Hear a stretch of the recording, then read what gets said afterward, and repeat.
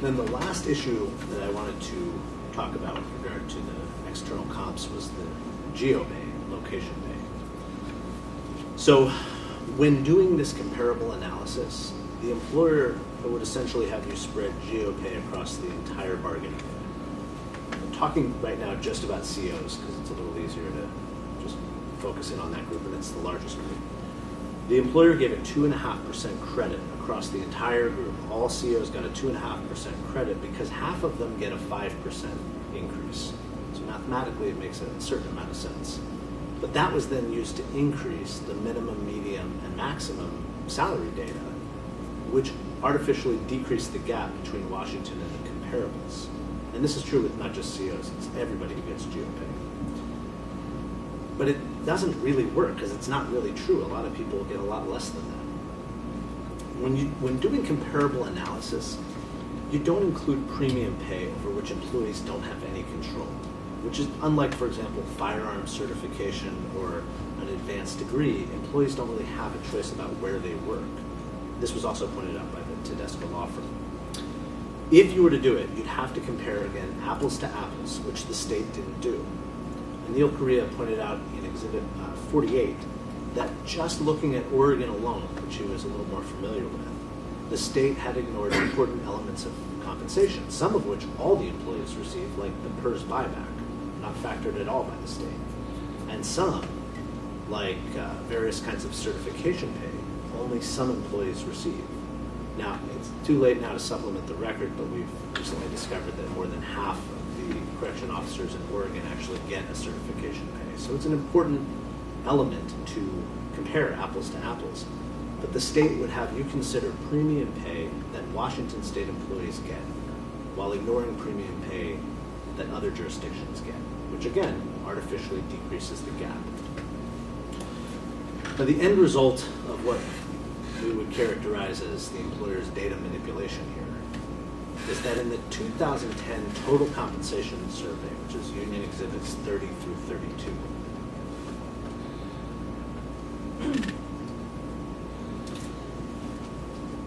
the state found, and this is at page 20 of Exhibit 30, so we're looking at 2010 total comp survey.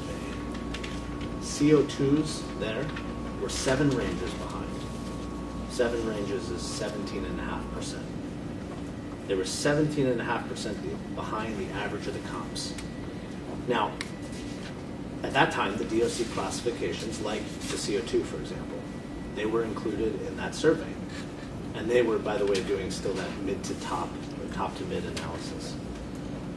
Now, we know, it's certainly undisputed, that since 2010, wages have remained flat. So you would expect that if the same survey was conducted today, using the same methodology, they'd basically be at the same place, or probably a little bit worse.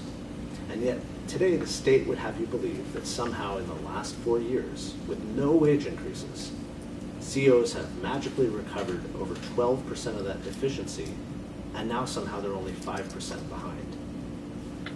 If that smells a little fishy, there's probably a reason.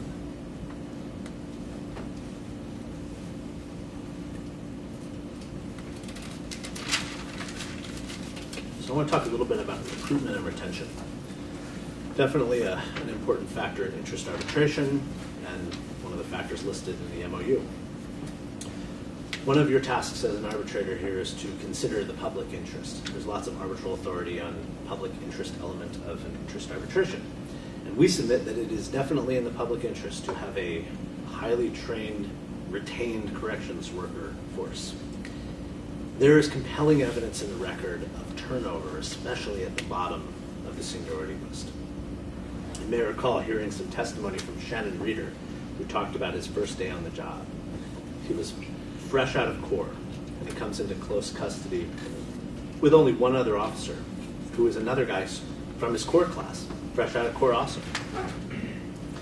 That lasted almost a year before he became a CO2. And finally, he had the seniority to get out of a graveyard shift and get into a better location. But there was no CO2 around. There was no sergeant around. There was nobody he could really turn to, somebody in a different building down the hall. But it was really on-the-job learning without any guidance. That's dangerous. And Michelle Woodrow talked about the high number of core classes that the union gets notice of and gets invited to, and the high number of new recruits that get trained in those classes and don't get retained. They don't stick around. There is evidence of an overall retention problem on a statewide basis. We heard testimony from Paul Marvey showing a systemic retention problem that's really remained a part of the department's strategic planning process for many years. He used the department's own data and their own records to show what really has never been a secret. The DOC doesn't score that well among state agencies as a great place to work. People leave good jobs at the DOC where they have the seniority to get the right days off and the shifts that they want. And it's mainly because the wages are so deficient. This has a serious public interest impact. Mr. Frakes acknowledged some concern about what might happen if the economy picks up. The result is people might have other options, might have some mobility, and might not choose to stay at DOC. The arbitrator's award should recognize that risk, that issue, and fix the problem now, not leave the department scrambling to fill holes. But what's really interesting is the state, in its proposal in Appendix G, the state wants to fix the retention issues for just 9 classifications. But they don't even propose that on a facility-by-facility basis. It's statewide.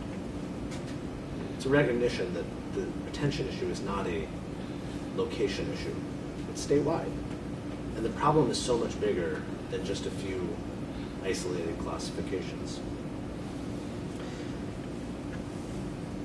If you look at Employers Exhibit 2-19, which I think was introduced very recently, you'll see that the state hired 324 correction officers in 2013. I'm going to slow down enough to make sure you write those down. 324 correction officers in 2013. And now we're in 2014. So far this year, 2-19. So that exhibit shows 324 COs hired in 2013, and so far in 2014, 399. And we know there are only about 3,000 correction officers statewide. Almost 1,000 of those, 938. And this is from Employer Exhibit 2-12. 2-12 shows that 938 of those officers have less than 5 years seniority. So, taking these numbers together, knowing that they've hired... I'm sorry, what was the number? The number of the exhibit number? No, the number of COs with less than 5 years seniority. 938.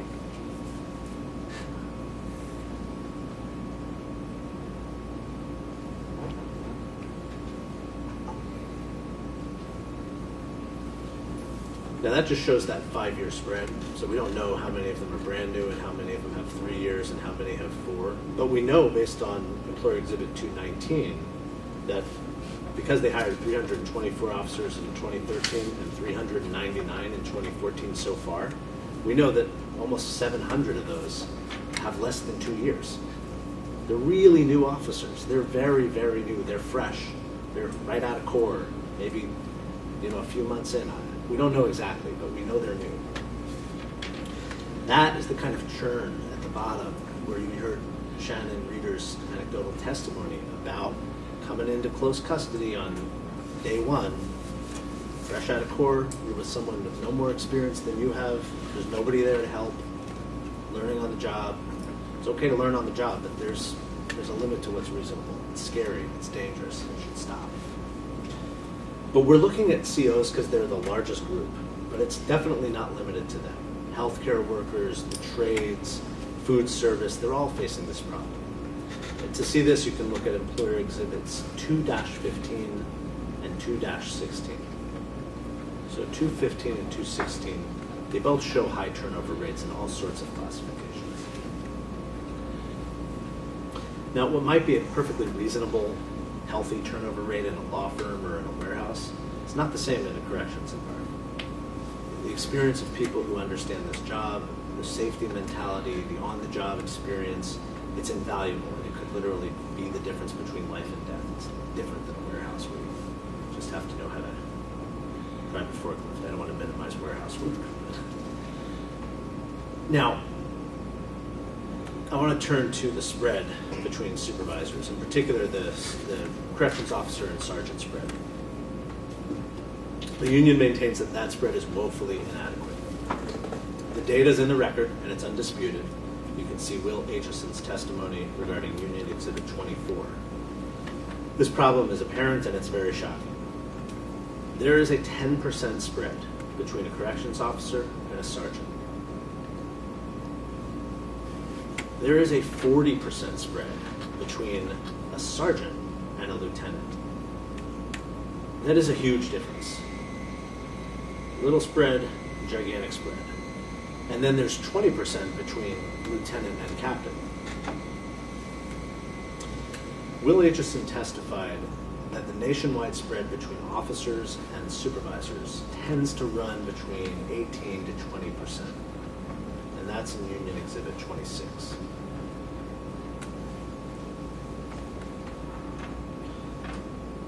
The point here, though, is that the union's proposal of a 12.5% spread is probably light. The record actually supports more of a 15 to 17.5% spread, which would be a 6 to 7 range spread. We've only proposed a 5 range spread. This has a lot of practical impact. You may recall some testimony from Sergeant Keisha Channel, who said that when she was a CO, she could work 1 overtime shift, and she made the exact same amount of money she's making now as a sergeant. And actually, there's not a whole lot of overtime opportunities as a sergeant either. People don't stick around in that job for very long. They use it as a stepping stone to go somewhere else.